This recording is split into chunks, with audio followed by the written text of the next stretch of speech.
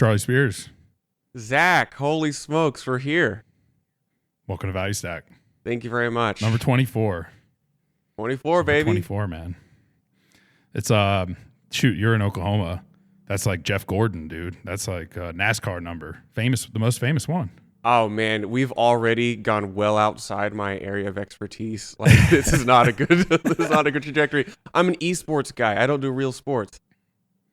Yeah, well, some people would say that NASCAR is not a real sport, but Hey, well, not me. I'm not gonna. That's not a. There's only a couple hills I'll die on, and that won't be one.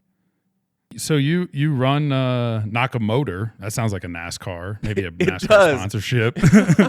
What's tell us about Nakamotor? Nakamotor is me and a few other partners here in Tulsa, Oklahoma, and we come from the world of oil and gas, and we do the thing. We put Bitcoin mining data centers on well sites and other grid-connected sites, but we're specifically set up to construct very optimal deals of these containerized mining units at well sites. Notice a lot of the language I use is not kind of the common Bitcoiner lingo here. A lot of what I do is try to package this, me as the comms strategy public-facing guy of the company. I try to explain what we do to the normal average person. And then I got two other killer partners who back me up, and they're the ops guys, the engineers, and they're not on social media. They don't really want to bother with any of the public stuff. So that's what I do.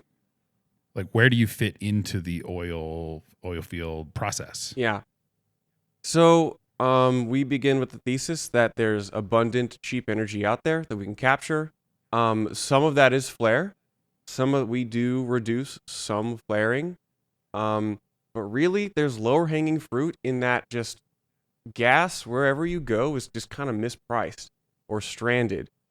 Specifically, just in our neck of the woods in Northeast Oklahoma, there's these wells, which are kind of old, lifetime, kind of maybe even like shitty wells, which just like have trouble getting their gas to market. Maybe the pipeline hasn't paid them in a decade. That's an actual scenario that we've solved in that there's an operator who the pipeline has kind of screwed him out of a deal for a decade. Complicated as to why. The short answer is they're desperate for anybody to pay them anything. And so we help make that happen. And yeah, there is this flare narrative, which is great. It's great for optics.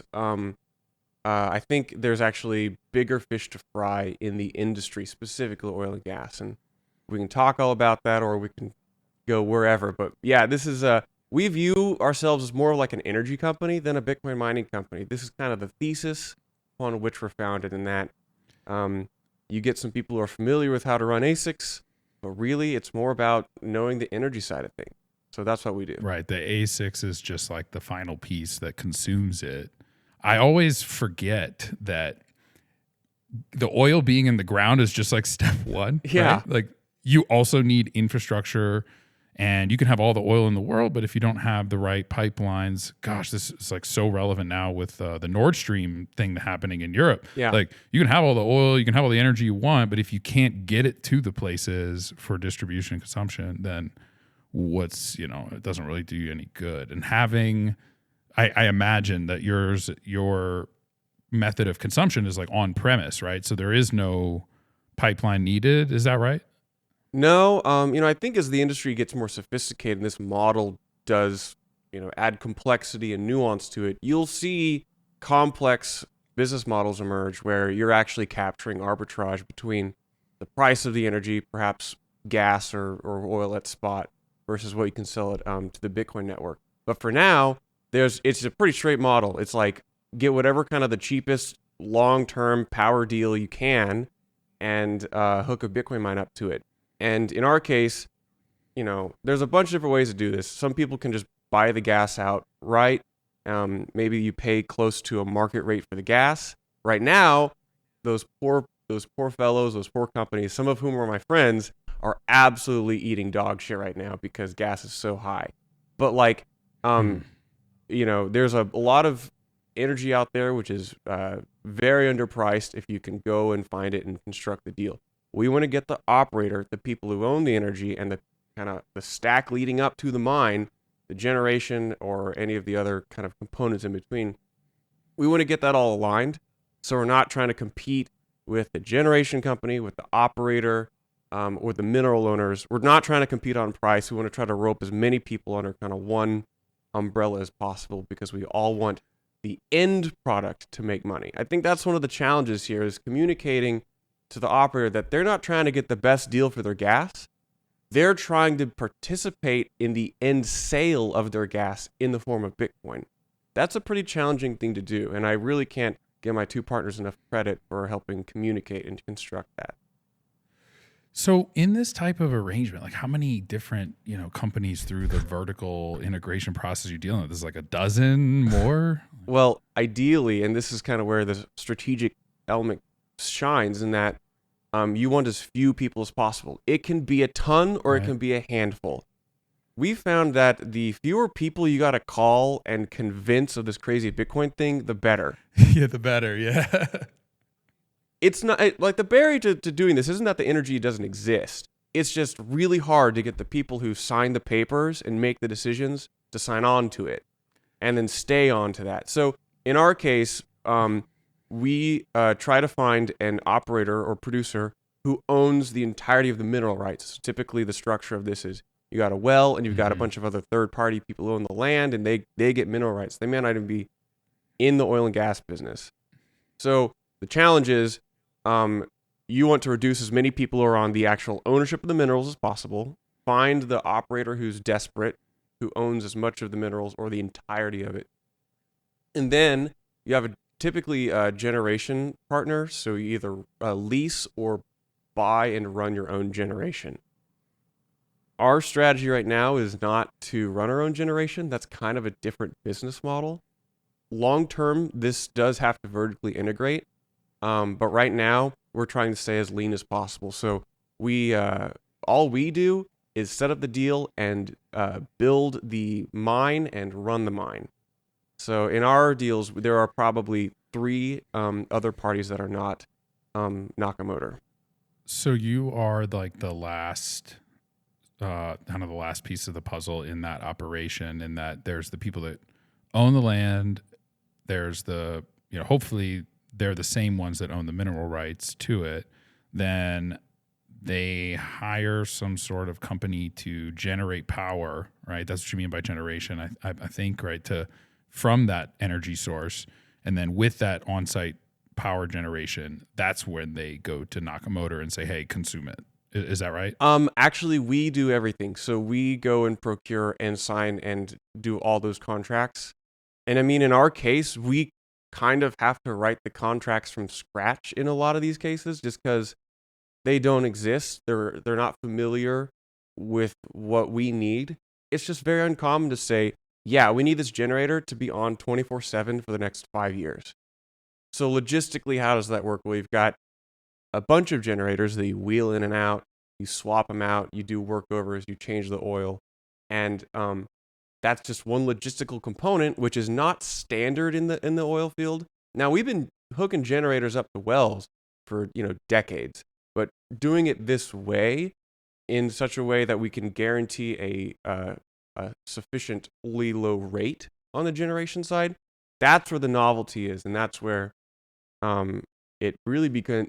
It's not like we go and source a deal and look at the market that's available. It's like we have to go and like literally from the ground up write the master service agreement. We have to go and kind of with the insurance underwriter to write a custom inland marine policy for a Bitcoin mine data center at a well site. Like, these are not standard things. Like, I've got other businesses which are normal. I retail, brick and mortar, podcasting, data mining. Those are businesses where you have normal business challenges.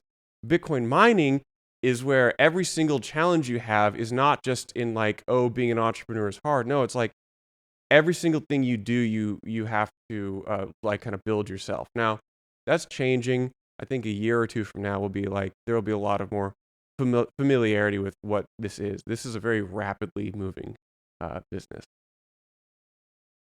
So how do you how do you know all this stuff then? Like master service, you're throwing out a bunch of words that I've never even heard before. Yeah. So like, I think you had said like your family was in oil and gas, right? So you came into Bitcoin through the oil and gas side, not through the econ side, right? I have not said this on really many public places, but I feel like the statute of limitation is long enough now. And feel free to keep this in, but I have if you change your mind, we can edit it. Yeah, later. I have I thank Ross Ulbricht for helping get me into Bitcoin many years ago. Yep. So I actively donate to his release. I think I have a lot of Bitcoin because of him. I was really into Bitcoin for many years, kind of in isolation. There was really nobody in real life that I knew. It was this crazy online thing. And I thought, oh, I'm not a developer. Oh, I'm not in fintech or whatever. I don't know how to work in this space. I didn't even realize that it was a thing you could do to actually work in Bitcoin.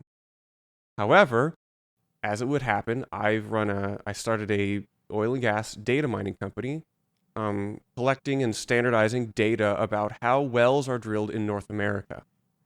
And that paired very well with the 60-year-old family business. It's a small, tight family consulting business, one of the world leaders in upstream and drilling and completions market research. And so that's a small family thing called Spears Associates. The block size war forced my hand to actually question what I understood about Bitcoin and what I even thought it was. So that really caused me to get into what even mining is. And that's then what in 2017, it was like it's like a born again orange pillar. I don't know if we would have used that kind of language, but I saw that energy is core to this business. And I saw a huge opportunity where in Tulsa, the former oil capital of the world until 1960 something, we are perfectly positioned to do this. So I had to basically go and figure out my shortcomings. I thought I could do it all myself. I realized I have to get a couple more engineering minded folks. So I managed to group up with some longtime friends who actually have very complementary skill sets. And then that became one company, which then became Nakamotor. And under Nakamotor, we're building Bitcoin mines on the wellsite. And that kind of hope that catches you up to speed on the big narrative here. It does. And I find it interesting that everybody gets into Bitcoin in a different way. Yeah. I share.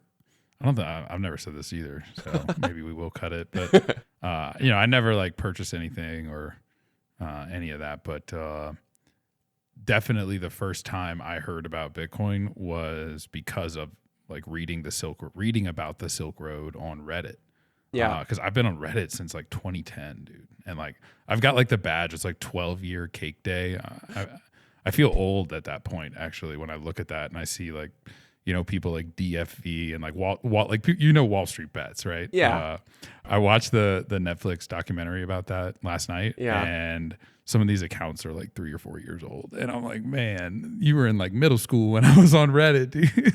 Yeah. Reddit was, there were some golden years there from 2010 to maybe, honestly, I don't know how much you want to talk about this, but like the block size war made me really realize I didn't like Reddit very much. I found it a very poor platform to navigate that weird, wild era. Because I think a lot of people don't realize like there was a fork in the Bitcoin subreddits, and it's weird. Yep. Yeah, yep. And it was really hard. And this is why I like focus so much on having real relationships with real people. It's because when it's all this synonymous like conversation, it's really hard to like vet people's motivations. And then you have, which was weird, the main Bitcoin subreddit was actively being censored. And I didn't really like that. And that made it very confusing to feel good about the small blocker argument. Now, I will say, and I'm proud to say that on the week of the fork, I sold all my Bcash. So I'd arrived at a pretty clear mental model and view on the fork. But man, that was really hard. Like, I think it's not appreciated by most Bitcoiners today, like how confusing of a period that was. Yeah, man. I want to get Jameson on here to talk about the block size wars and like Yeah. recount that in history. It's yeah, I mean I really started learning about Bitcoin more deeply. Like I'd heard about it, right, but never owned any. I didn't start really diving in until the block size wars had kind of settled. And it was that splitting of it that caught my attention. And because I'd heard like, okay, there's only one Bitcoin, but wait, now there's two. And then I started asking myself, like, well, why are there multiple cryptos? And then Ethereum I started learning, and it was really, really confusing. And especially being on Reddit, like I didn't know who to follow, and who not to follow. Whereas once I got on Twitter, I started paying attention to some particular like writers and podcasters and authors. And that's where I felt like I got more focused in the narrative that I believe is true. You can argue that, but all day, but Zach, you're speaking my language. If anything, I care most about the Bitcoin narrative. Second to executing my own business and building community in town, I really focus on the public facing narrative. And it's the most important part. Yeah, it is very platform dependent. Twitter is so much better than Reddit was. I can like very much custom filter the information that I take in, reduce noise, or selectively invite noise in, and then turn it off when I don't want to. It's weird because like old Bitcoin talk, like 2011 to 13, those were great years. What's weird is like that was a very high signal period. And then as I moved to Reddit as my primary kind of medium of engaging the space, that's when I got the most confused. Then a transition to Twitter, and then now more like Bitcoin focused, stronger podcast mental models, narratives.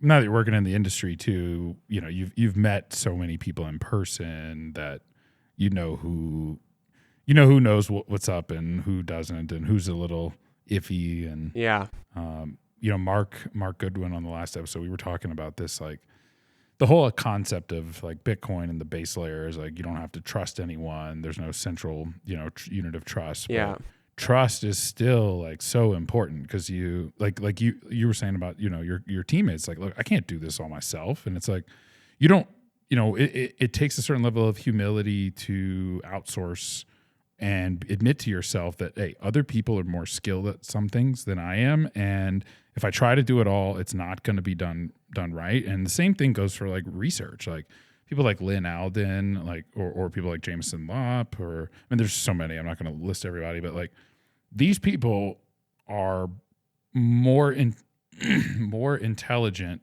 or more knowledgeable about these areas that they specialize in, and that's how you get better, right? The old saying is like, if you're the smartest guy in the room, you're doing something wrong. Yeah. I firmly subscribe to that, and trusting people that, hey, like once you find someone with signal, as you had said, like the high signal, you stick to them. And like, I think it's okay to like trust what they say. I mean, sure, you want to do your own research, but no, why reinvent the wheel when you don't have to? So, but you don't want to ride on a square wheel either. So you got to make sure the person that's making your wheel is a good wheel maker.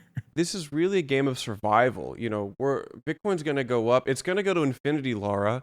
I don't know the timeline, but really, you can know that for certain, but it's so confusing and it's very difficult. No matter how diehard of a stacker you might be, diehard of a Bitcoiner you might be, this is not a natural human thing to doggedly pursue this ideal. And so to surround yourself with high signal, reinforcing people who can encourage you when Bitcoin's down, or when you have life issues and you got to sell your Bitcoin, or if you are trying to evaluate just decisions within that space. It's so important to have like a direct community relationship base layer. I can trust the Bitcoin network, or I don't have to trust anything on the Bitcoin network. I know that it works. But that really, the whole purpose of it is to augment just the human experience and allow us to scale the trust in the money so we can actually do the things that matter to us, like meaningful human experience. So, right. Yeah. Well said, Charlie. Well said, man. Yeah.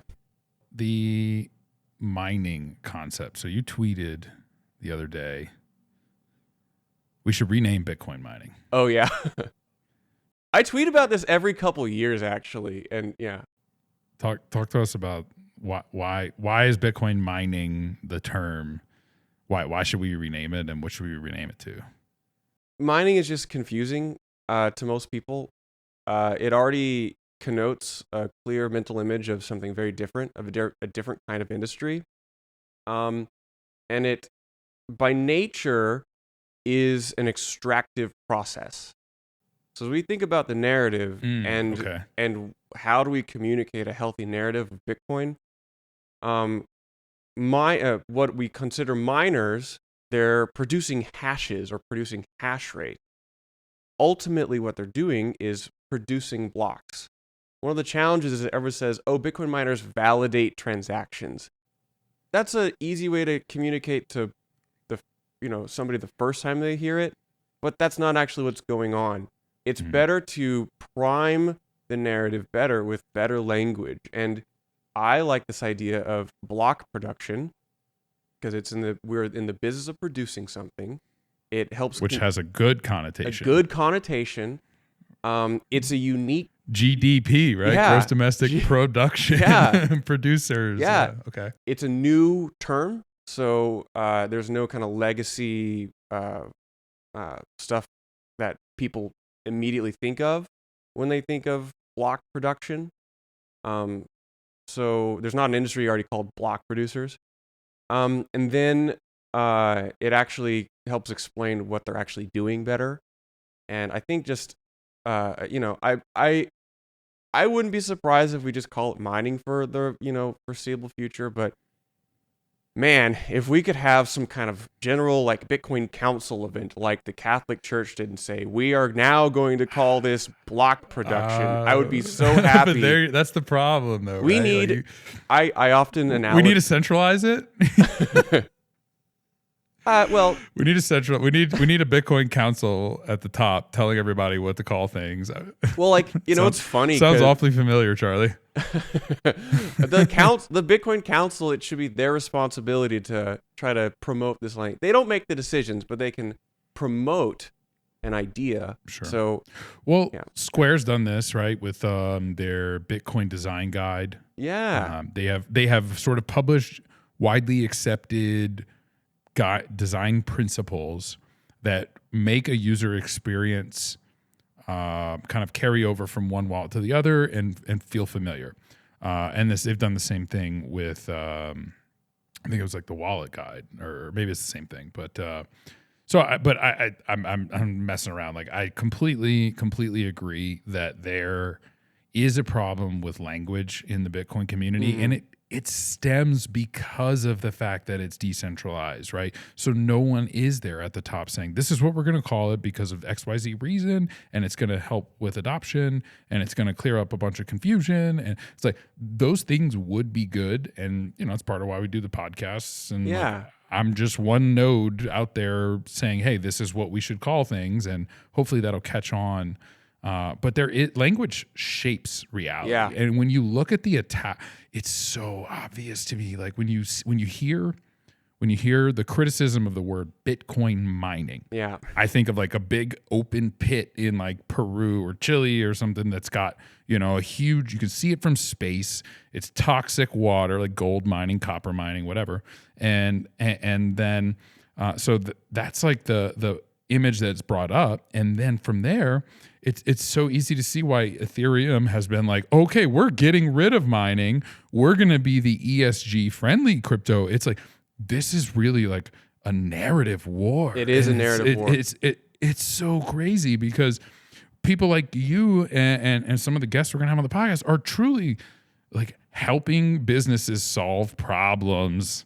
Yet the language to someone who doesn't know any better is like, well, they must be doing something wrong, bad for the environment. Ethereum, though, like it's great for the environment, and Bitcoin mining bad. So I could see the desire to want to change the terminology, and I would go so far to say that if we were to somehow get block production to catch on, the kind of green energy narrative against Bitcoin mining would lose some of its steam. Yeah, or a lot of it is just, it's really justifying energy use, I think, to a lot of people.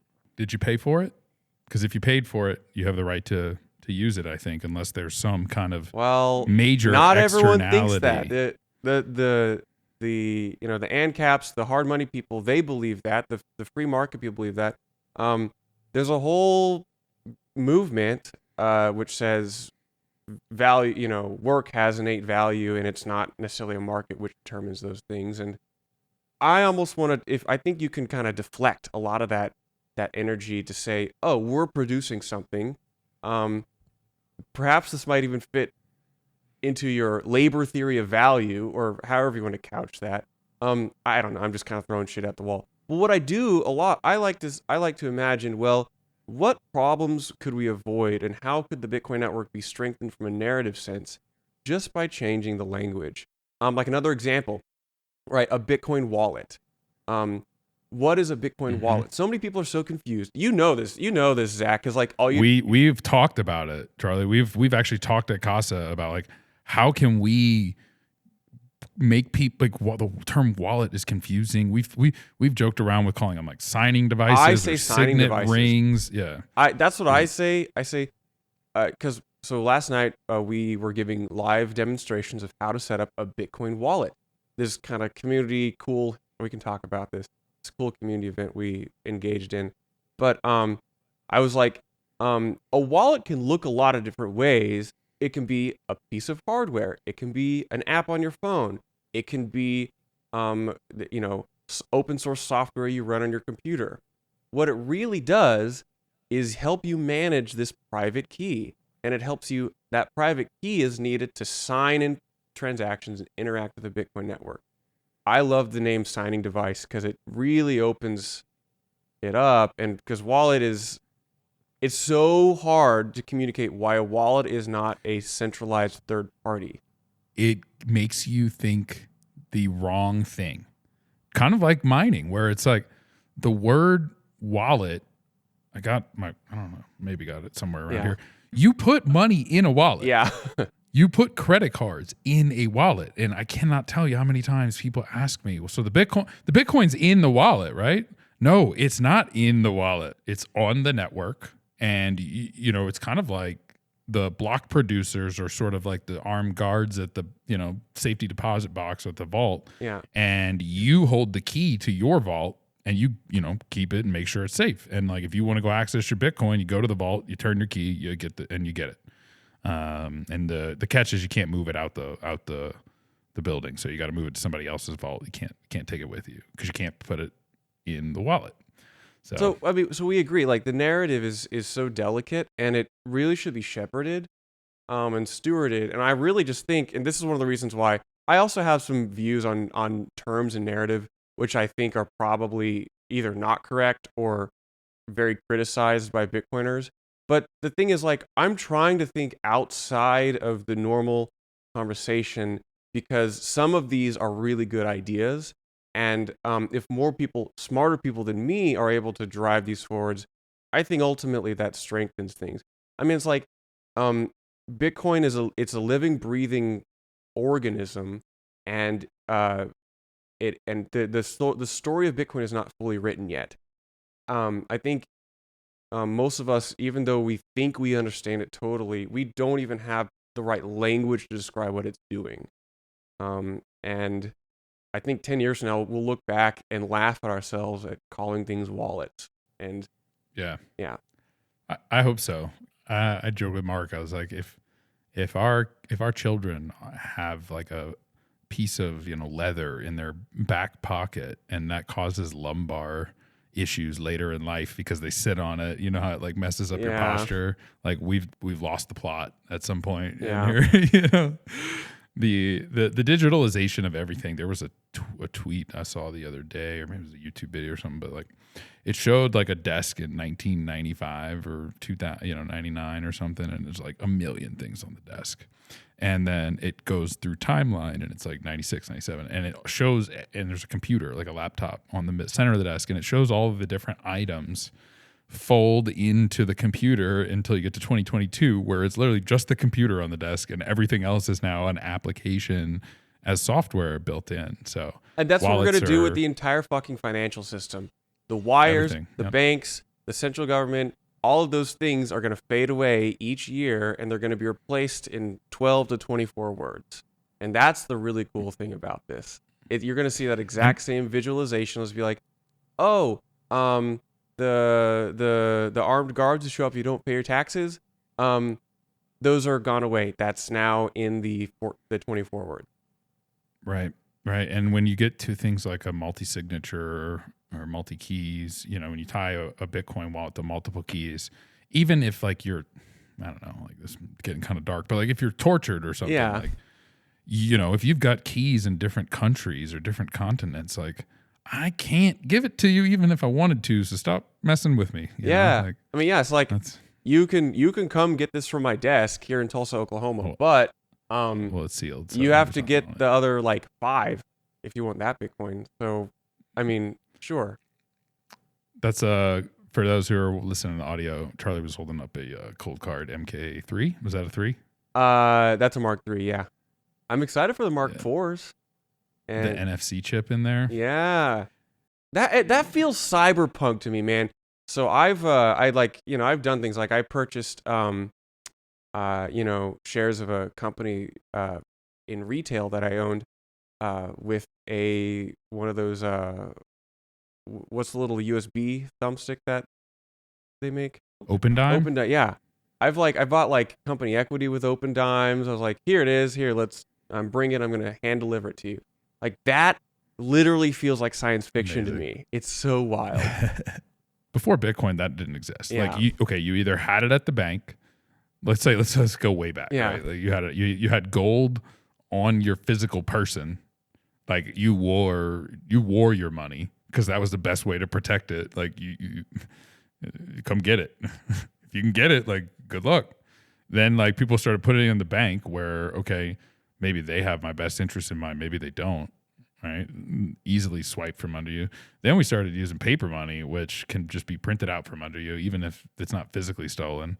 Now we've got digital money that can just be, cut off digitally with a click of a button if they decide they don't want to. And yeah, I mean, protecting your wealth has always been important. Yeah. Like, there's never, like, I think people kind of overestimate the comfortability that they have. And it's just like custodians have made this such a matter of fact that's like, oh, I don't even think about like the safety of it. But those losses get externalized in like, black swan events like 2008 instead of like individual basis. But yeah, there's never been a time where you're like, I don't have to worry about nothing. So I think like Bitcoin allows you to have basically be able to custody any amount of money in the most secure way that there is, because there's no physical plane to compromise if you've set it up properly and like, done all that.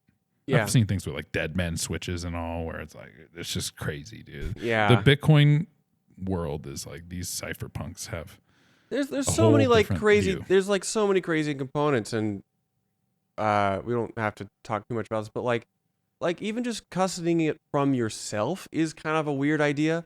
I have a buddy who I've been trying to get him to not spend every dime in his pocket. So I help him time lock his Bitcoin for like I've never used the 2 to 3 years script. Well, did you use like Sparrow or something? How'd you set that up? Yeah, there's a couple products and they're fine. This is not significant amounts, so I wouldn't, this has not been truly time tested by myself a lot. But basically my goal is to help people figure out sometimes how to protect themselves. Sometimes, and this is weird, I used to recommend cold storage to everybody right out the gate. A lot of times I'm like, there's this company, River Financial. They have an incredible product. Honestly, the barrier for you to use, buy some Bitcoin in the first place, and then if I die or if we don't get to talk anymore, they're pretty good at explaining how to self-custody it. So like now, it's weirdly enough, I actually typically recommend good third-party custodians for the first Bitcoin purchase or two, with the hopes of then having a follow-up conversation to explain the second order, the second and third step. And so it's kind of like, because I've had a lot of people I know lose their private key. Most of them we've actually been able to get back through some of the brute force hacking. Thank you, BIP39, and that 25th passphrase. Yeah.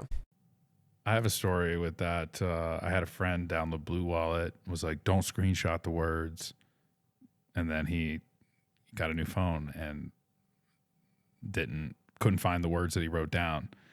And thankfully, look, it wasn't much, but it might be someday. But yeah, now I do the same thing, except I recommend people just download Casa.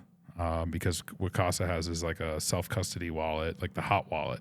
So like, I agree with you on the cold storage, multi-signature. It's like, you already have to overcome so many roadblocks when you're teaching people about Bitcoin. So getting them to buy it is like already pulling teeth. So they're like, wait, what do you like? What's your ulterior motive? Like, why do you want me to buy this thing? It's like, I'm trying to save you.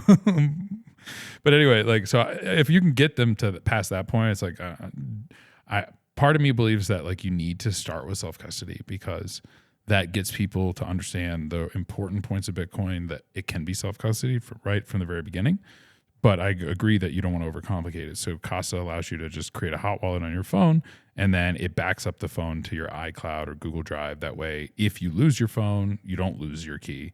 But it also doesn't let them screenshot it. You can't like export the raw seed phrase. Yeah. So if I feel like that's the happy medium that I've found. Obviously, I work for Casa, but even if I didn't, I would probably do that because of that scenario. It's like, I want you to have self-custody, but I also don't want your words sitting in your iCloud just, in a picture.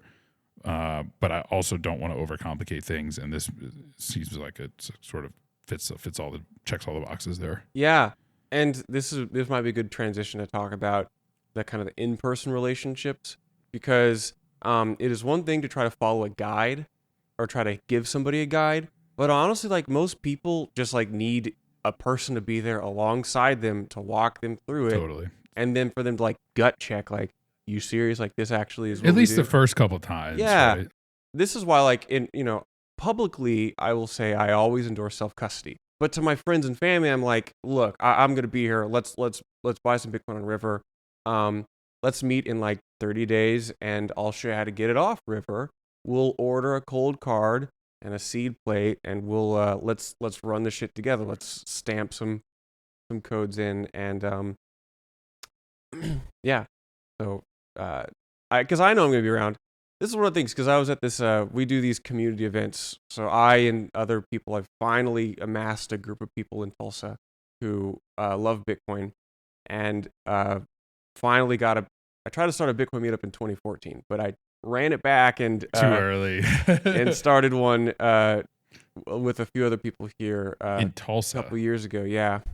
So we now do community events. So last night there's this nonprofit, which is like a Tulsa music, arts, culture, tech thing, and they do these festivals and panels and stuff. And the group of us in town, we call ourselves the Tulsa DAO.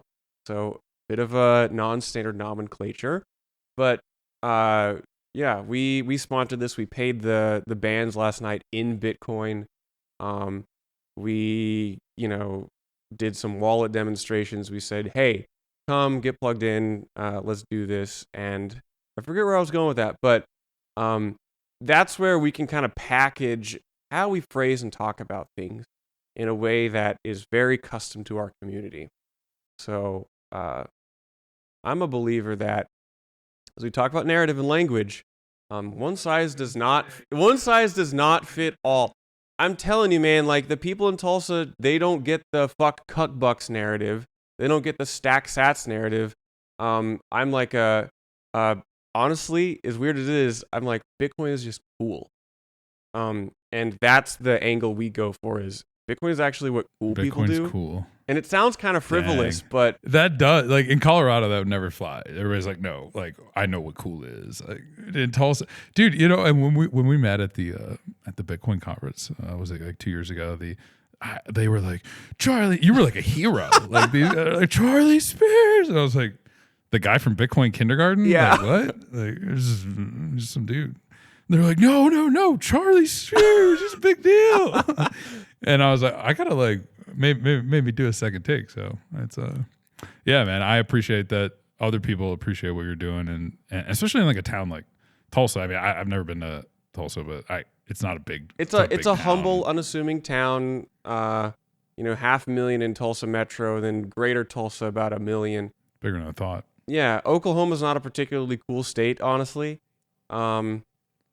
I think it has popped on the radar of a lot of Bitcoiners due to the culture here, and it maps very well onto Bitcoin values.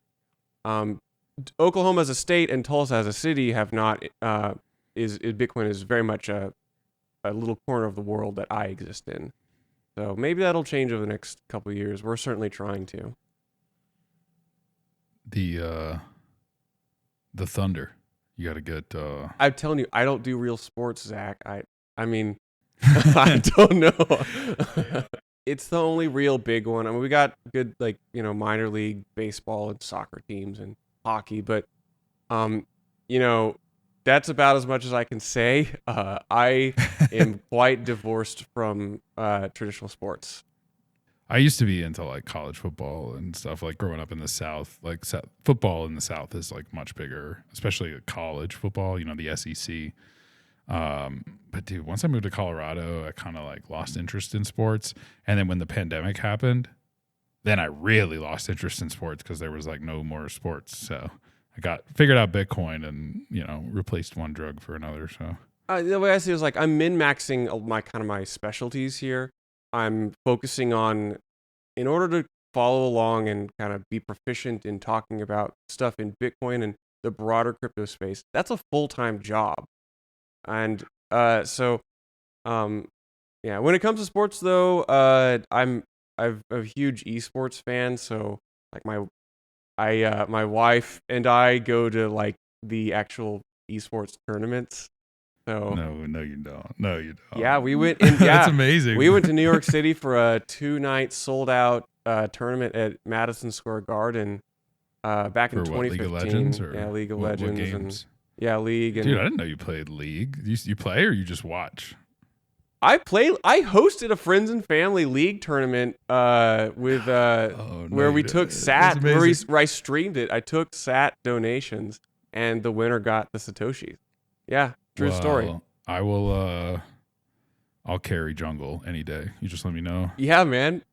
I've been playing League as long as I've been on Reddit. Probably 12 years, 13 years. I started playing when it was like Dr. Mundo and like Annie were the only there was like eight or 10 league. Maybe there's like 20 characters. Yeah, there weren't many. Vigar was overpowered, and I think last time I played League was maybe like, I don't know, 2 months ago. We're going to lose the audience, but yeah, it's like the numbers are falling off as we speak.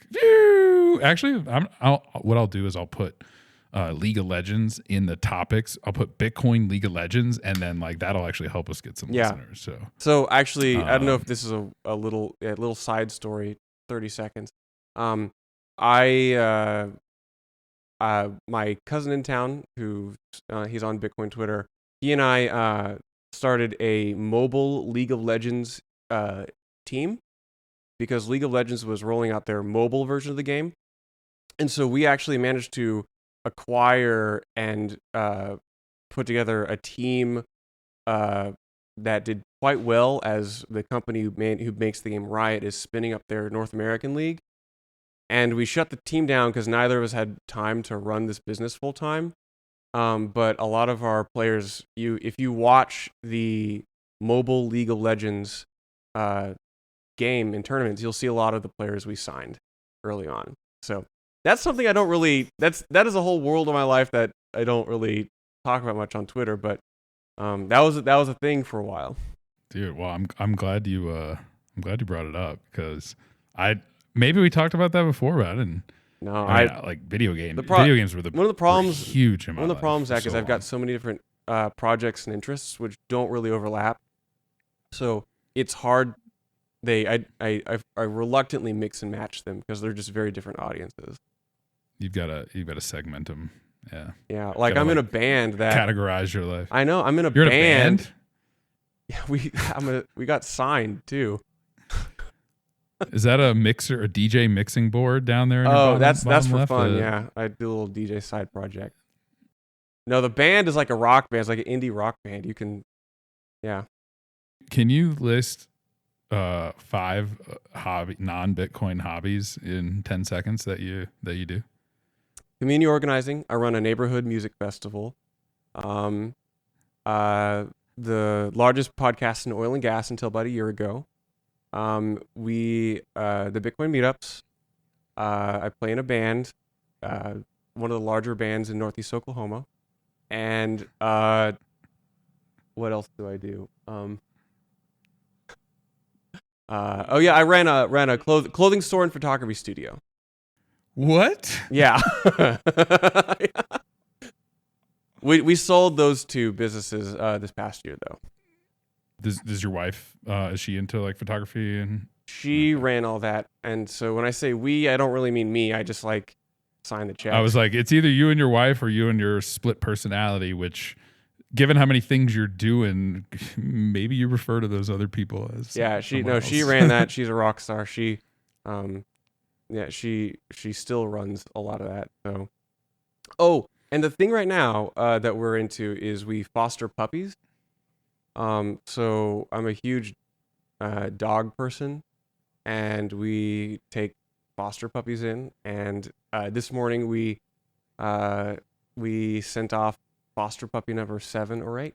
So yeah. Oh, that's what you were saying earlier about you're like, I got a lot of dogs in here, so if we're recording and they get some barking.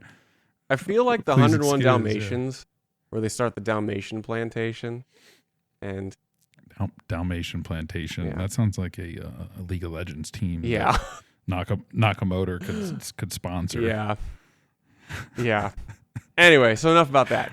But all right. So how do you balance, like, you have all these businesses, right? Like, but you also understand that Bitcoin is the one true store of value.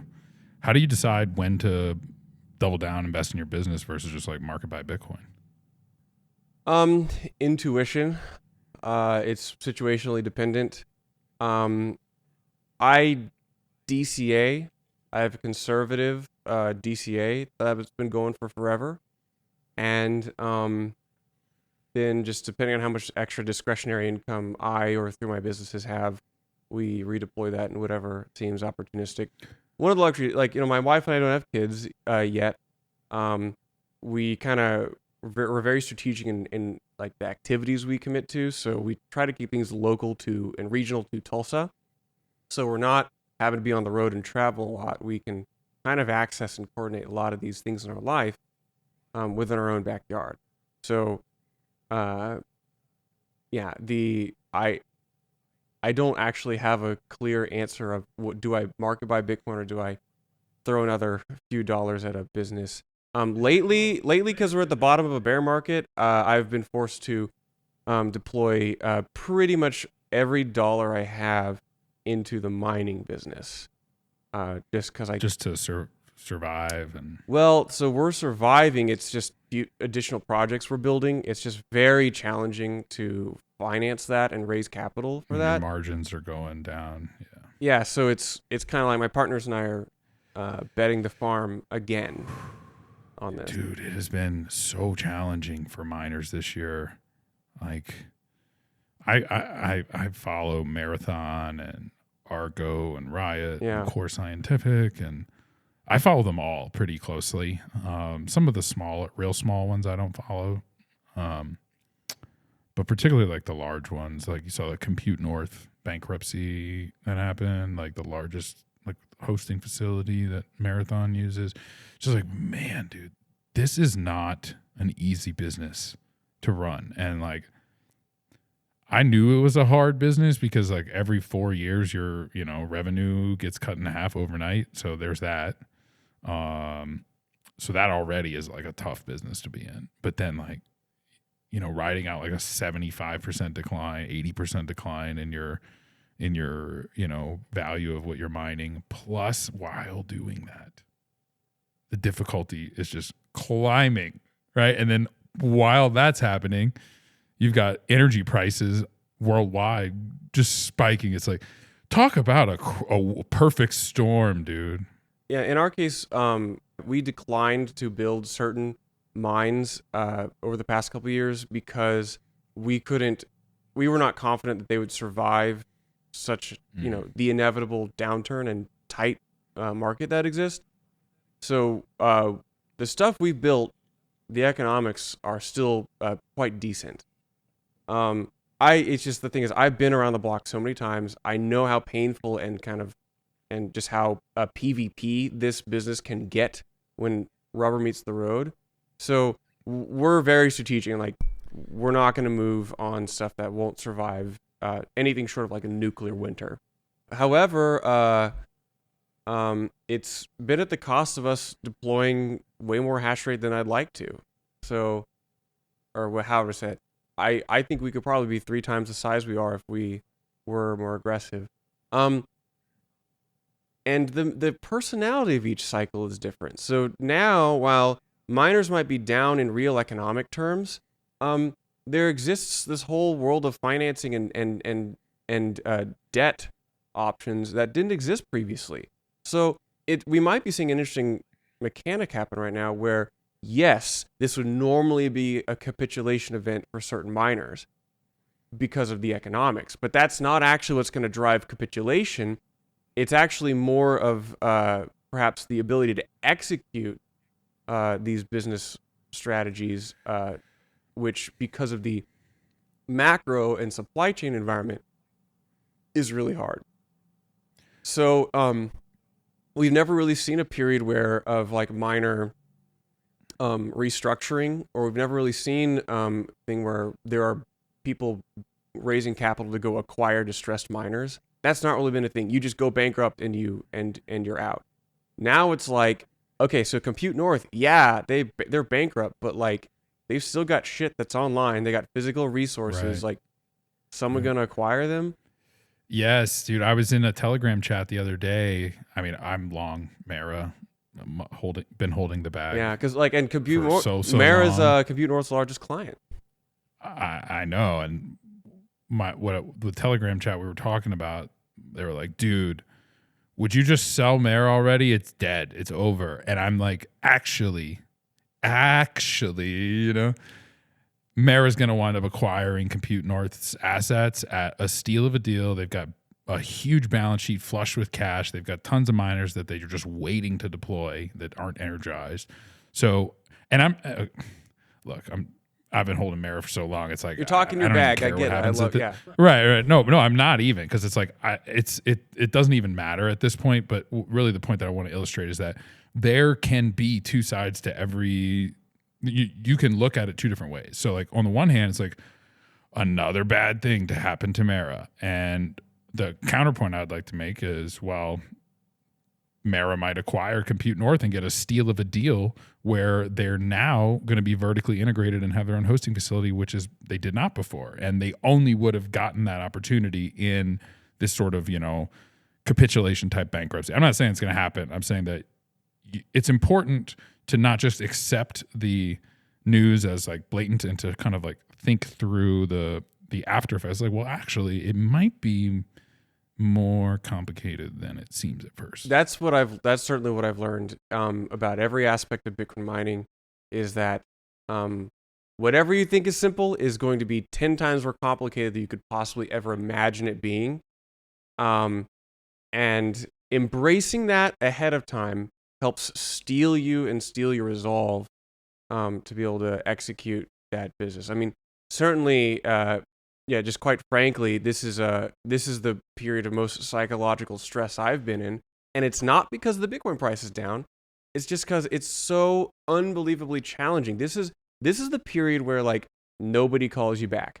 The electrician doesn't. He's hard to get a hold of because he doesn't want to try to give you a bid for this weird non-standard electrical build out you're trying to get a bid on. The people who said that they had this much money and they're ready to deploy it, they're getting a little cagey. And so, and this is the case where like kind of just by sheer force of will, you survive. And it's so the miners who've done this multiple cycles in the past, that's why they all seem a little bit crazy, is because like just the mental kind of gotta be. Yeah, the mental stress of this is extreme. But in the way, I don't think anybody would trade it for anything else. Like, I can't imagine myself doing anything else. There's a certain element of spin on the proof of work. It's like not just the actually like what the miners do or the block producers. Yeah. I'm gonna start using that term. Yeah, Right. we'll I gotta catch myself. Yeah. But there's the proof of work they put into like riding out the cycles, the emotional ups and downs they go through, the stress, the planning, the setbacks, the highs when like you're just making so much damn money. It's like, what? Like everything's great, Yeah. Like there's that whole process of planning, execution. I think it doesn't get enough recognition. It's a little cliche to like build a fence in your backyard, take a picture and post it on Twitter and be like proof of work. But I actually I like that. Like that's one of the coolest things about this is any community or any movement that prioritizes self-improvement and like direct active participation in constructive activities. Those are things to tie yourself to the mast of. So there's some really good positive and kind of cringy things about like that angle of the Bitcoin narrative, but I love it. Like, Bitcoiners say don't be lazy, don't be too self-indulgent, build things like lasting relationships, your wealth, take work. Yeah, and those are proof of work things. Be healthy, eat healthily, exercise. Those are all incredible. I don't think your physical appearance is such proof of work or lack of proof of work. Yeah, it really is. Yeah. I think we'll look back, at the end of the decade very fondly on generating and fostering this very positive culture in Bitcoin. And I think we'll also look negatively at some things. I think we'll look negatively at this is my very candid view is I really don't like how much we isolate ourselves from the broader public. So I really like, internally we foster good constructive self-improvement, but externally I just think we're on this very delicate tightrope of like of trying to like fight too hard against people who don't immediately get it. I get that you can self-righteously say have fun staying poor. It's cool to say that to the World Economic Foundation. It's not cool to say it to your friends down the street. No, right.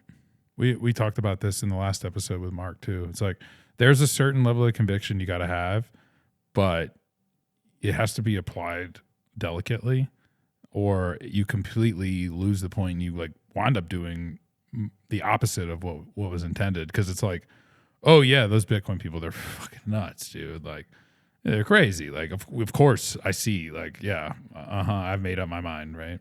Natalie Brunell does a great job of the opposite of that. Like she is such, people hate on her for, her, what I would say, path to learning.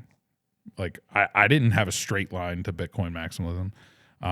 People give her flack and all, but like, dude, she's like the Trojan horse in the old guard media that like gets people to be like, it's approachable. Yeah. So it's interesting because that kind of helps me explain why we've decided to call this group of people in Tulsa the Tulsa DAO, DAO. we could call it, the Tulsa Bitcoin Association. But DAO affords a very wide way, a very broad type of things we can engage in. We get invited to be on a Web3 panel at a festival where we can demonstrate coherent familiarity with other crypto assets and say, honestly, we think these are pretty cool, and a lot of us own and participate in these networks. But it then allows us to couch that and say, but ultimately, we only publicly endorse Bitcoin. We believe it's unique. I even get to say crazy things like when somebody asks me, what's your favorite Web3 app? And I'm like, I really like Fountain app. I think it's the best Web3 product out there because it's built on the most secure network, and it allows you to stream little bits of Bitcoin as you listen. And so, like, even just being able to say that line, like, kind of blows people's minds, I think. What a perfect layup for this ad, so make sure if you are listening on Fountain app, the best Web3 app out there. Well, yeah, Fountain app is the best Web3 app in the business. I'm taking it's built on the most sound blockchain. It's got the longest history, instant settlement, final confirmation, super low fees. Yeah, if you're listening to podcasts on like Spotify or Apple or anything like that, like, come on. Like, yeah. If you're listening to this on Spotify, listen on Fountain. Turn off Spotify and go to the Fountain app and re-pick up the rest of the conversation there. That's right. Or if you're listening on YouTube, that's fine, because a week from now I'll have probably spent like 10 hours editing all this video footage, so it's okay if you watch on YouTube for the proof of work on the video. But if you're listening to the audio version, fountain.fm, look for Value Stack, and guess what? Lightning even has the Lightning Network, right? That's what the Fountain Network's built on. It even allows you to split the tips like between like users. I don't know. Have you ever used that before, dude? It's crazy. Yeah, it goes 50% and 50% automatically. Oh, so I didn't know that. You set it up that way. I made a couple clips. I made a couple clips of Dave Collum on Palm's podcast, getting absolutely just fucking yeeted on some subject and saying some horrendous shit. And I'm like, hell yeah, dude, Dave. Go off. And gotta clip that. I clipped that. It's him saying like a whole string of like the very angry sounding vitriolic hate event against some large government entity. And I was like, yeah, that's my first Fountain clip.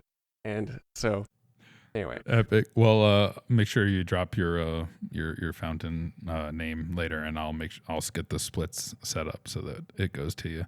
It's cool, man. I've really like the clipping side of Fountain, the whole podcasting 2.0. I mean, I hope that people who are watching or listening can tell that we put, some work into this. And I think podcasting is like, it's been a medium that I've enjoyed, but it's one that I've really started to especially enjoy lately. And I would think, if I had to like think why it happened, is it's because the media has become so polarizing that like the only time I can find any sort of, I would say, truth, maybe other people will say like independent journalism, is through like Lex Friedman, Joe Rogan. Like, there's millions of podcasts, but like point is like someone not controlled by the mainstream media. And, even Joe Rogan today is like got that deal with Spotify. So yeah, it's a great medium. It's a blessing and a curse. So, it typically, with more agency, it requires more work to actually get a broad dynamic view of perspectives. And there's. What do you mean by more agency? Well, moving away from centralized media to more independent media is great. So you have more agency of what you want to say. But it also means that stuff that is objectively wrong or very disingenuous gets amplified where it wouldn't. And so, it's a lot. You can see that with like crypto pumpers, like altcoin pumpers on YouTube and stuff. Yeah, or I mean, all I can say is like there are some major Bitcoiners who I consider to be like very conspiracy theorist and unhealthy. But that's just my opinion, man. The thing is, like, Right. it requires now the average person way more work to try to filter through all these and to arrive at kind of consensus. It is a blessing and a curse. I kind of envy the days of old where what was reality was passed down to you by the benevolent media figures, and Mhm. because honestly, it's just most people are just way happier to just kind of accept Dude, this view. ignorance is bliss. It is. Ignorance is bliss. Yeah. I think we But, like, dog on ignorance, but it really is. It's very highly correlated with happiness. There's a tight line. If there's one theme I would say that I hold true in my mind across life, it's that balance is key. And that goes for pretty much everything. But in this case of like media, it's like, I know what you mean, dude. Like, I miss the days of like just chilling and not having whatever's on TV. Okay, that's like what's going on. Instead of now, I have this like, I'm looking over my shoulder constantly to, what are they not telling me, or like, what angle am I missing? So it does make it more complicated, and there's a certain level of peace that you lose with like consistent questioning and not accepting. But Yeah, and so you do discover and have more agency. It's just, in the words of Spider-Man's uncle, with great power comes great responsibility. well, the Spears podcast, pretty darn powerful, right? You said it's earlier in the show. You talked about Did you say number one oil and gas podcast in the world? I think that's what you said. Yeah, I mean, we started this in 2018, and it was the idea was like, well, we already have a pretty successful family consulting business.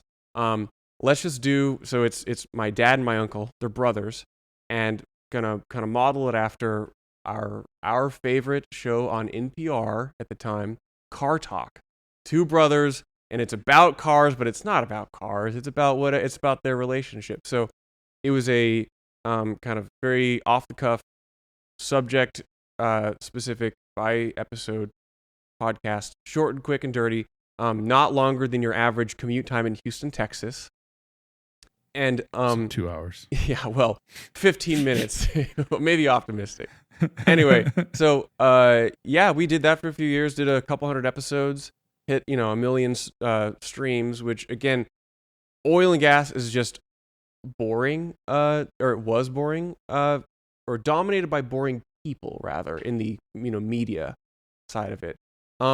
Lately there's been a renaissance, and great guys like Max Gagliardi with Talk Energy and Digital Wildcatters, the kind of the young guys have come in and really come in with we're a content first, we're a podcast first business model. And this is really, it's us, the old guard, kind of handing off this thing to the other guys. And honestly, we just needed a break. I'm the producer, so I was working on Bitcoin stuff a year ago, full time. I still am, but I just needed a break. So we've resurrected it, and we'll do some more video stuff. It honestly, You guys have a set and all? they moved into a new office, right? And I was like, hey guys, you're never gonna use this conference room. Just like, let me get some lights and a couple microphones, and like, they don't even have anybody come into the office anymore to meet. It's all video conferencing. So I was like, let me just set this whole thing up to be like a media set, and that's what we did. And so now we do some videos again. We just kind of we do a lot of it at will, and but we did want to take a break because especially in oil and gas and energy overall, it's been in such a transition, an accelerated transition, and we've not really seen perhaps market dynamics like this since like the OPEC was formed in the 70s. Like, this is a very this is a very important period where it's very hard to predict what's going to happen next. So we wanted to kind of pull back, reevaluate some mental models and some like core talking points, And so we're back out there and now talking more about domestic U.S. oil production. And yeah, so it is just a wild thing, man. It's really hard to it's really hard to predict the future right now. And so we wanted to, rather than say things which are wrong, just not say anything at all. And it's not Bitcoin focused. It's oil and gas. No, it's right. Yeah. Is it energy or is it oil and gas specifically? Oil and gas specifically. So in oil and gas, you've got various kind of, it's a leviathan of an industry. The most important industry is energy. And so this is specifically in the upstream side of oil and gas, how wells are drilled, and the mechanics of how oil is priced. And so we are world experts on those things. And it's a small independent family consulting business, and that's our topic. So, we produce a bunch of, reports, consulting. We'll do, participate in, boards on service companies. And, but again, that's a whole different world. It's weird how that now, saying that now, and every Bitcoiner listening to this would be like, oh yeah, you're perfect. You're great. You can do. You're in the industry, right up the alley. But like that was not really a thing, even in my mind, until maybe 4 or 5 years ago. It's wild. And so I'd say this: like, if you think you have a particular skill set, and it is an industry which is for now, it seems totally divorced from Bitcoin, and you're like, how can I work in Bitcoin? I would just say, you can try to actively get a job in the Bitcoin space, or you can wait because it will eventually come to you. And it's kind of like saying, like, in the late 90s, you were a normal company and you may choose to incorporate internet. Now these are synonymous, and the internet is a core part of doing any kind of business. And so I don't care if you run if you manufacture foosball tables, or if you're a gardener, or if you, drive a trash truck, like, and you want to get into Bitcoin. For a very brief few years, it may be a separate thing, but eventually, you will find that whatever your skill set today is, it will probably apply to Bitcoin in some way. Well said, man. Mark, on the last episode, he was like, we wear like these Bitcoin shirts, right? And he's like, one day we're just gonna be wearing shirts that say money, and we're all gonna feel like a fool. It's gonna sound really dumb. It's not gonna age well. In 20 years, our kids are gonna be like, "Why are you wearing a Bitcoin shirt?" They might not even know like what Bitcoin is. It'll be a network which lies underneath everything, and they're like, "Oh yeah." Well, it's because like nobody talks about TCP/IP today. They're like, "Oh, I use this app which is on the internet." I don't know how the internet works. I would say my family probably knows the word IP address. Like, they've probably heard it before, but they wouldn't know it stood for Internet Protocol Address. And they definitely wouldn't know TCP stands for Transmission Control Protocol, but they use them more times per day than not. Like, it's constant, right? And it's become so synchronized and as a part of our life that we just don't even think about it anymore. And I hope that Bitcoin becomes equally as integrated. I think it's failed if it doesn't, right? Like, the whole point is to become this sort of background layer 0 money, that layer 1, whatever you want to call it, that just does what it's supposed to do. Yeah. And it's very, very, very, very, very reliable and goes from there. Perhaps a better analogy would be, like, I don't jaywalk too often, but I don't think about why I don't say why do I pick up like my dog's poop out in the yard? Well, because there's social consensus and there's kind of rules for our apartment complex. How are those rules enforced? Well, there's certain landlord-tenant agreements, which are then, contractual and by state, which then is secured ultimately by our Constitution. I don't think about the underlying like conceptual rules of why I do daily, small, seemingly unrelated tasks. But that's kind of how I think the Bitcoin network, the base layer, will function in all types of like human interaction and transaction. So Charlie, I just get this vision of you like picking up your dog's poop You're like- and then like rewinding 250 years and like Paul Revere's like the British are coming, the British are coming. It's like it all goes back to the Constitution and like, you know, it's like this 9 derivatives later. And it's like Yeah. because of that contract law that's respected and honored in the United States and then passed down to the landlord, that's then passed down to you, that's then enforced in the courts. Yeah. It's all because of the Tea Party, dude. Yeah, exactly. It's called the Boston Coffee Party now because of the British pound going down.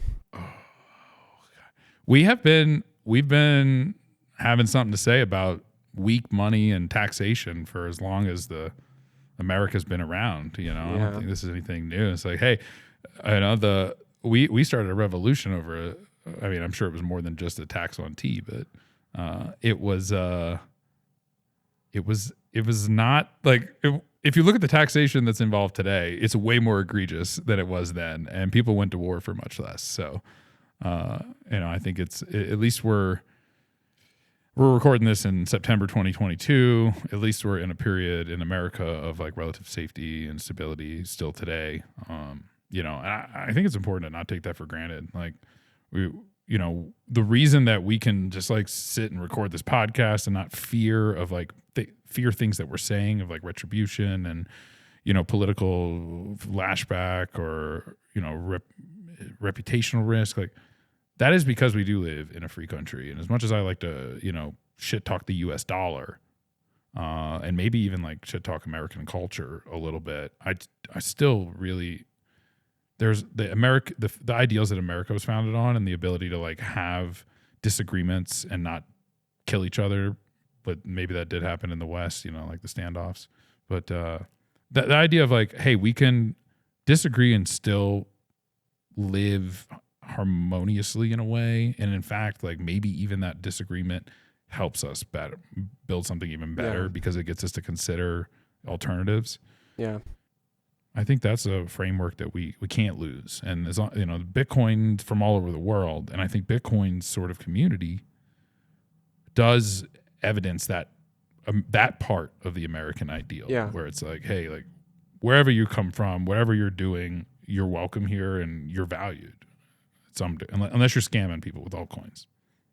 You know, Nick Szabo, that makes me think of like the social scalability of systems.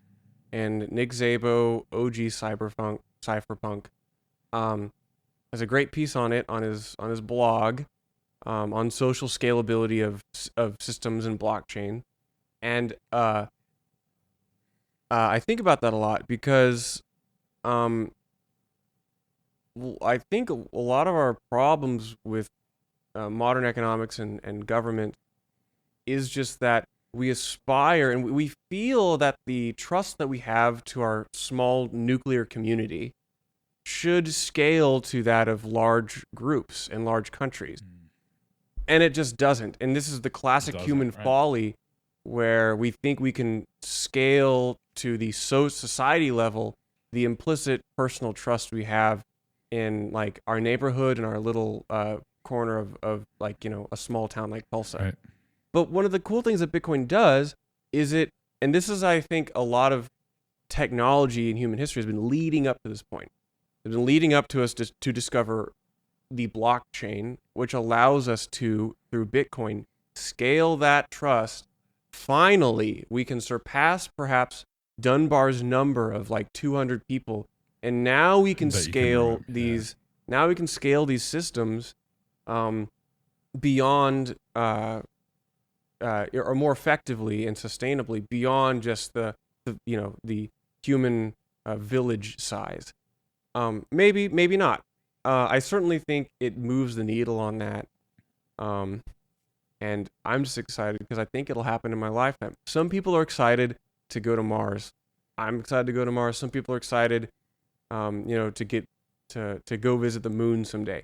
I'm excited to finally discover new governance systems which lie on top of and enabled by Bitcoin, which create in aggregate more human happiness. Yeah, man. Have you heard of the word Catallaxy? No. So this channel used to be called Catallaxy Cash, which is still the name of the company, but the name of the podcast. That does make sense. I remember like seeing, oh, Zach's doing this thing, and yeah, value stack's way better. Yeah. Nobody knew how to spell Catallaxy or the word.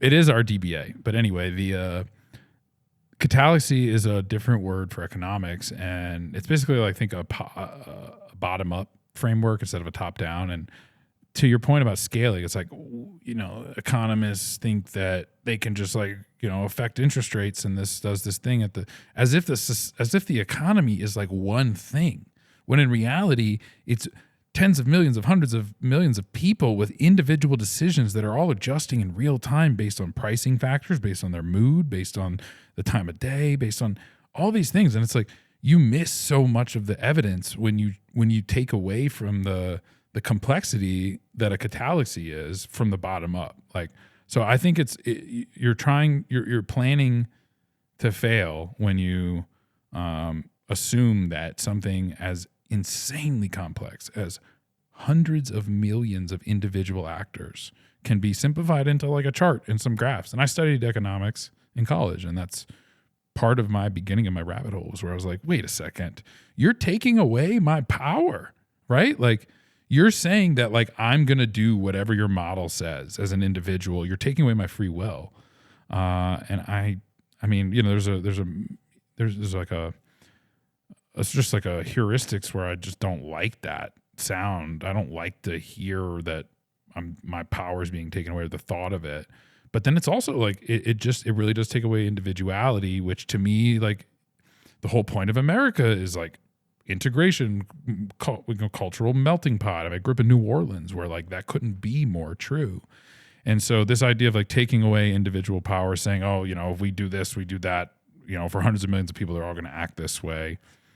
I think it sort of belittles the impact that individuals can make, and sort of assumes they're like an ant pile instead of you know, and maybe that's what aliens think of us. Maybe you're talking about going to Mars. Maybe aliens think that we are just like some big anthill, and that we are just one hive mind. I call myself a Bitcoin accelerationist, or sometimes like a Bitcoin futurist, because I like to imagine very far down the road. And one of my favorite things is the idea of a cosmic. How does Bitcoin fit into the cosmic realm, and what does Bitcoin look like in space? And you know, Drew from Unchained and some other guys have had really interesting speculations. The center of hash. Yeah, I've read that article. And I gave a talk at. I'll probably record this and put it on YouTube or something. But I kind of packaged that and some other ideas into a kind of quick and dirty hand wavy narrative, which I haven't really heard many other people try to tackle. That's one of the things that keeps me around, because I've heard people talk about sound money for so long, it just makes my ears bleed. I love, you know, I can see personal autonomy and like self-reliance so long. I honestly, like, I've heard that. I get it. Cool. I'm tired of talking about it. I know it brings a lot of people in. What's novel and what is no one else talking about? What is something kind of esoteric, perhaps relying on the creative side of the brain? And that's what engages me, keeps me around.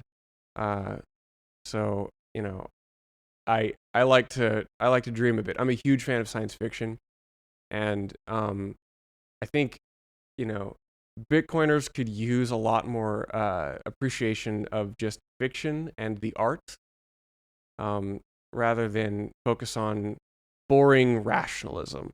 Rationalism's great, but man, you know it's fun? Also dreaming a bit. Read some Carl Jung. So don't lose that the childlike wonder. Yeah, exactly. The same curiosity that brought me to Bitcoin, I try to maintain and preserve. And that's a curiosity in the unknown, and it helps you from putting the blinders on too much. Because I think if you try to say Bitcoin is this, it is these things. Those can be good and those can be strong, but it also you can develop myopia. And maybe that's a good thing, maybe it's a bad thing. It's certainly not for me. I want to try to maintain as open of a mind, and that means I say and the things which are kind of stupid sometimes, but it also means I think I'm able to package and explain Bitcoin to people who don't fall into your standard ANCAP category. Well, Bitcoin was at one point just an idea in the right brain, right? Assuming Satoshi was just one person, right? Like we say all these things like trope now, like 21 million, everything divided by 20, like all the things that are, widely held principles in the Bitcoin culture. But at one point they were just thoughts in someone or a group of people's minds that were then assimilated into this reality. So I think that angle of, dream a little, right? Because if Satoshi didn't dream, Bitcoin wouldn't even be here. Yeah. That something could be better than what we had it. Yeah. And think about it, like most people are not convinced through argument or rational thought. Right. Most people are convinced storytelling. That's where the narrative, back full circle, Zach. Back to the narrative. The narrative. Good. We made a good narrative arc with this episode now. We brought it full back. Now we can wrap. Yeah, there's a cool chart. I forget where it is, but it was trying to kind of quantify if the narrative of Bitcoin had kind of a market cap. What was the breakdown of that, like by the dominant narrative through each year? Based on attribution, like how much of it was based on this, and and that's a really cool thing. That's one of my favorite Bitcoin charts, which is not like a normal Bitcoin chart. It's like, well, the quick and easy payments thing was very popular in 13 through 15. How did that help us develop poor mental models? How did that? What came out of that? The block size wars was very confusing for people like me. Right. Because of that. So then what narratives are there that do exist today which could create similar issues? There is no second best. Yeah. So maybe that one. Yeah. This is why I don't call myself a Bitcoin maximalist, just by way of I want to draw as few lines as possible. I just say I endorse Bitcoin. I'm a Bitcoiner. So it goes back to what I was saying a second ago about like Catallaxy and being, if you just associate yourself as like and I said this earlier in the recording, like I'm a Bitcoin maxi, right? Yeah. Like, but it's true. Like if you just blanket define yourself, you're taking some of that individualism and power away. Like I think, sure, I support Bitcoin. I'm very staunchly in support of the ideals that I think it can bring. But I wouldn't consider myself like a true, like, like some of those people that you were saying who are like just like not great people to talk to, just unhappy, critical, just big toxic Bitcoin maxis, right? Like I think when you identify yourself with a group, whether it's like Republican or Democrat or Bitcoin or ETH maxi, like you're losing your ability to use nuance and empathy. Right? I use always in search of new mental models to inject into the conversation. I like to say this, rather than dismissing toxic Bitcoin maximalism, I like to try to incorporate it into a broader view. Bitcoiners love the Christian tradition, so let's borrow an analogy from that. The idea of the body of Christ, or the body of the church. You have the hands and feet, the heart and the brains, and I think of the Bitcoin maximalists with this very stringent, very strong, fierce defense of these ideas. They're kind of like the white blood cells in the grander corpus of the Bitcoin space. They're necessary to preserve some of the core ideals. If the body were entirely white blood cells, it would not be able to function. You have to have some people who are the heart and the hands and the feet. And the white blood cells also do attack their own. We see this happening in the narrative today. And I think that also helps then identify, well, there are also some diseases which are important to keep out of the body.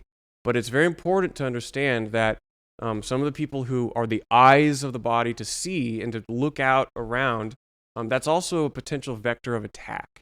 And so if we can kind of help shepherd this idea of there's a lot of people who are pro Bitcoin and they're across the spectrum, and they accomplish and they have different roles and different strengths and weaknesses. I think that helps us kind of frame things more productively. So. Excellent analogy. I've never heard it like that. Yeah. I'm gonna make a clip of that. That was awesome. All I do, Zach, is think of analogies, usually rooted in Christian tradition, that I can then extrapolate. Like I actually, oh man, this is a whole episode. I'm thinking about writing a piece on what I call Satoshian exegesis, which is the study of the works of Satoshi, so as to interpret them to say what is Bitcoin canon. We saw a lot of this happen in the block size wars. And I also make, the block size wars an analogy to like the Great Schism, and then so there's really, yeah. Well, dude, we ripped for what, hour and a half, hour and 40. I mean, I can feel this like this is a natural like okay, let's like do a whole new episode on this topic, right? Yeah.